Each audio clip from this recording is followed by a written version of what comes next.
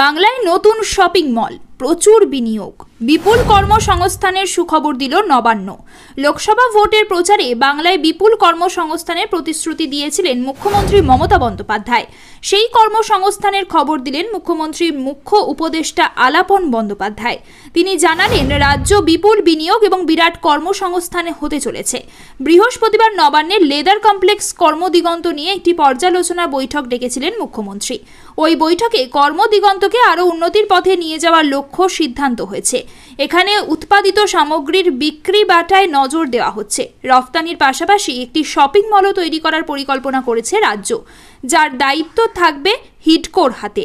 এদিন সাংবাদিক বৈঠকে আলাপন জানান, আলিপুর মিউজিয়ামের সামনে তৈরি হবে একটি শপিং মল। এই শপিং মলে 50% ক্যালকাটা লেদার কমপ্লেক্সের প্রোডাক্ট থাকবে, আর বাকি 50% থাকবে বাংলার শাড়ি সহ বিবিধ পণ্য। এই শপিং মল তৈরি করবে হিডকো। এছাড়াও রাজ্যে আরও 187টি ট্যানারি ও 139টি ফুটওয়্যার সংস্থা আসছে বলে জানিয়েছেন আলাপন। মুখ্যমন্ত্রীর মুখ্য উপদেষ্টা আরও জানান, আরও প্রায় 10,000 কোটি টাকা বিনিয়োগ হবে রাজ্যে। সব মিলিয়ে প্রায় 7.5 লক্ষ কর্মসংস্থানও সৃষ্টি হতে চলেছে। শপিং মলের পাশাপাশি 475 কোটি টাকা বিনিয়োগে 28 মেগা গ্যালন পানীয় জল প্রকল্প তৈরি করা হবে বলেও জানান আলাপন। তিনি বলেন, এই বিনিয়োগে উপকৃত হবেন আশেপাশের